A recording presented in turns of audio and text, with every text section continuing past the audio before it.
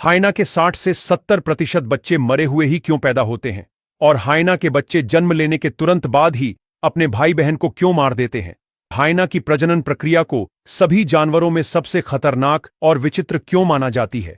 और गलती से भी अगर 3 बच्चे पैदा होते हैं तब मादा हाइना उसके साथ क्या करती है?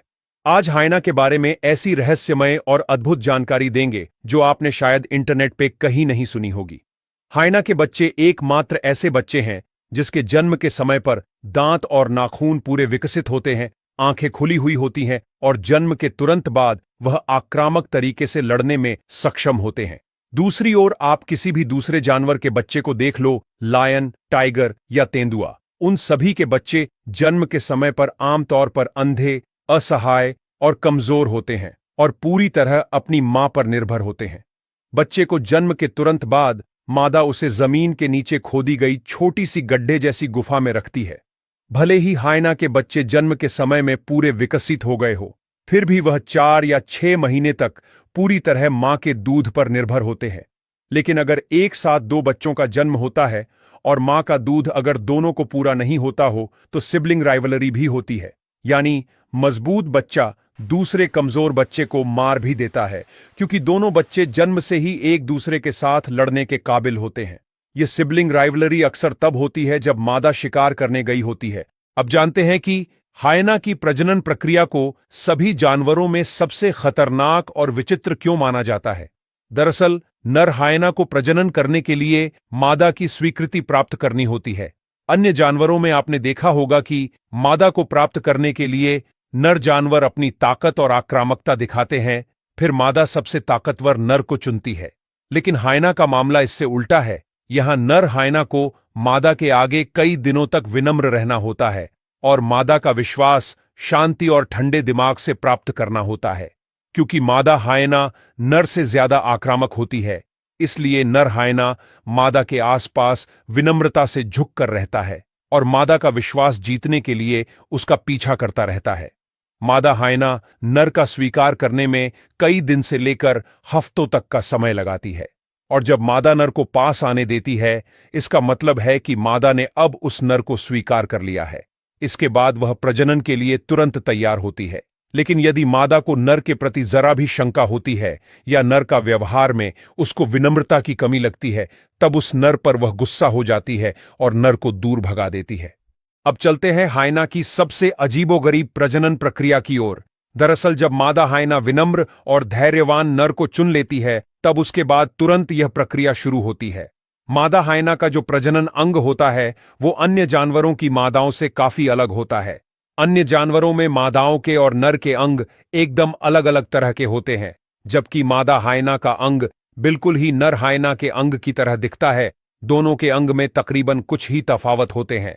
अब दिक्कत यहां शुरू होती है कि दोनों के अंग एक समान होने से प्रजनन में बहुत ही ज्यादा दिक्कत का सामना करना पड़ता है।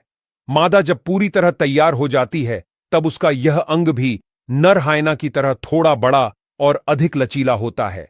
इसलिए नर हाइना को पूरा धैर्य और विश्वास दिखाते हुए एकदम परफेक्ट तरीके से सही स्थिति में आना होता है, तभी यह क्रिया संभव होती है।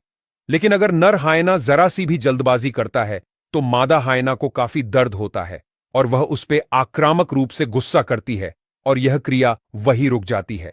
इसलिए सिर्फ वही नर हाइना प्रजनन को पूरी तरह से पूरा कर सकता है जो धैर्यवान, साहसी और विनम्र होता है।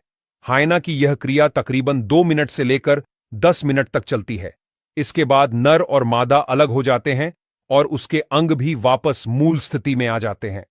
हाइना की यह पूरी प्रक्रिया को मादा अपने हिसाब से नियंत्रित करती है, जबकि अन्य जानवरों में आमतौर पर मादाएं निष्क्रिय होती है और नर अपने हिसाब से इस प्रक्रिया को नियंत्रित करते हैं। लेकिन अब सबसे महत्वपूर्ण सवाल है कि हाइना के 60 से 70% बच्चे मरे हुए ही क्यों पैदा होते हैं।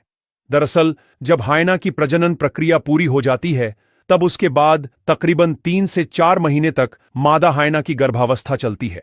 उसके दौरान मां के पेट में ही बच्चों के दांत, नाखून और दूसरे अंग विकसित हो जाते हैं, ताकि वे जन्म के तुरंत बाद ही लड़ने के लिए तैयार हो सके। हाइना के बच्चों के जन्म की प्रक्रिया 6 से 12 घंटे तक चलती है। जन्म की क्रिया इतनी लंबी होने का प्रमुख कारण मादा हाइना की लंबी और संकरी जन्म नलिका होती है। यह जन्म नलिका 2.5 सेंटीमीटर से भी कम चौड़ी होती है, इसलिए यह नलिका थोड़ी लंबी और संकरी होने के कारण बच्चों के लिए ऑक्सीजन की कमी का कारण बनती है। और खास करके जब कोई मादा हाइना पहली बार मां बनने वाली होती है, तब यह समस्या ज्यादा बढ़ जाती है, क्योंकि उसके पास कोई अनुभव भी नहीं होता और उनका शरीर का ढांचा भी थोड़ा ज्यादा सिकुड़ा हुआ होता है। जब बच्चों का जन्म होता है, तब खास करके संकरी नलिका में पहले बच्चे की ऑक्सीजन की कमी के चलते ज्यादातर मौत हो जाती है और दूसरे बच्चे के जन्म के समय वह नलिका थोड़ी लूस होने के कारण वह ज्यादातर जीवित रह पाता है।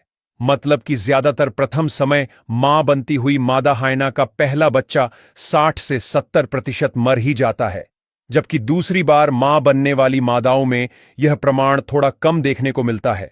आमतौर पर मादा हाइना 2 बच्चों को ही जन्म देती है, लेकिन कभी कभी 3 बच्चे का भी जन्म होता है। उस हालत में चुनौतीपूर्ण स्थिति का निर्माण होता है, क्योंकि मादा हाइना का शरीर ज्यादा से ज्यादा 2 बच्चों को संभालने के लिए बना होता है। इसलिए तीनों बच्चों के बीच मां के दूध के लिए तीव्र स्पर्धा होगी और कमजोर बच्चा अक्सर भूख के कारण मर सकता है। दूसरी ओर हाइना के बच्चे जन्म से ही आक्रामक होते हैं और उनके पास नाखून और दांत भी होते हैं, जिससे सिबलिंग राइवलरी का निर्माण होता है। इसलिए यह तीनों बच्चों के बीच आक्रामक लड़ाई भी होती है, जिसमें मजबूत बच्चे अक्सर कमजोर बच्चे को मार देते हैं। यह व्यवहार प्रकृति ने बनाया है और पूरा जंगल इसी नियम से ही चलता है।